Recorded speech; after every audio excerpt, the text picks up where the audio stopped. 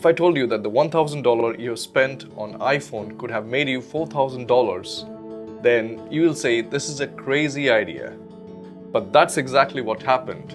And let me show you how I learned this the hard way and how you can avoid the same mistake.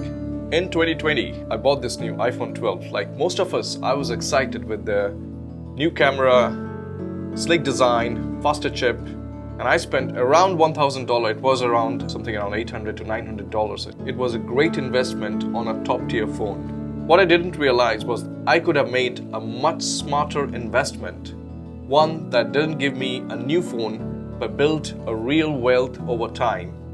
And that thought hit me hard recently, and I want to share what I learned, how investing could lead to passive income and help us rethink our relationship with money and investing. So back in 2020, like many of us, I want the latest and the greatest gadget. I justified the expense as a necessity. After all, we live in a digital world where smartphones are essentials. This is a very essential commodity at this point in time. But the truth is that deep down, I wasn't just buying a phone. I was buying into the excitement, the status, and the feeling of having something new and trendy. And today, that iPhone I just spent around $1,000, it's already outdated. Meanwhile, something I didn't think about back then was the Apple stock. It has grown 4 times its value. I saw the phone, but not the company behind it. Yes, I'm talking about Apple. It's the manufacturers of the iPhones. So fast forward to today, Apple stock is worth $242 per share. That's over 4 times the 2020 price. Let's do a simple math here. If I had invested, let's say, $1,000 in Apple stock instead of buying the iPhone, I could have bought about 17 shares back then in 2020. Today, those shares would be worth around $4,100. Now, let that sink in.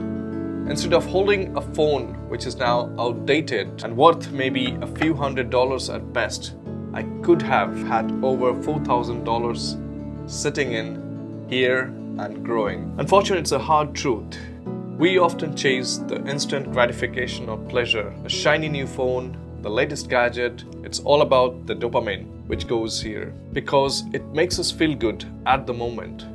But what about the future? What if we shifted that excitement towards investing in something that can actually build your wealth or our wealth over time?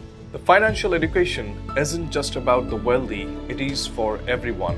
It is about understanding that every dollar you earn has the potential to grow, the potential to create a passive income, and the potential to secure your future. You don't need to be a financial expert. You just need to start small. Even $50 to $100 invested consistently can grow over time. This is called the magic of compounding. Let's talk about compounding now. It's one of the most powerful concepts in investing. It's when your money earns money, and that money earns more money, and that money earns money too. Imagine planting a tree. At first, it's small. Over time, it grows, it branches out, and produces fruit. That's what your money can do when you invest and let your money grow. The earlier you start, the bigger that tree becomes. Think of Warren Buffett. He is one of the most successful investors of all time. Anyway, now I'm not saying you shouldn't buy things you enjoy. For example, if you're a professional photographer, filmmaker, or rely heavily on your phone for work, then the iPhone ecosystem, the camera quality, and the performance might be just the one that you need. It is an invaluable tool for you. So similarly, if you're a content creator, the iPhone's ease of use for social media and its powerful editing tools and the processor could be the essential one for your career. Ultimately, it's about finding the right balance. Consider your budget, your needs, and whether iPhone's feature will truly enhance your life and productivity. If the answer is yes, and you can afford it, then by all means, enjoy the latest technology. My lesson here is simple. Invest in the things that appreciate, not depreciate. It's good to buy that phone, but maybe next time. Consider putting a part of that money on something that can grow. There are a lot of opportunities in the market in terms of building the assets or investing on assets which can help your wealth grow, and don't invest in a liability unless it is a need.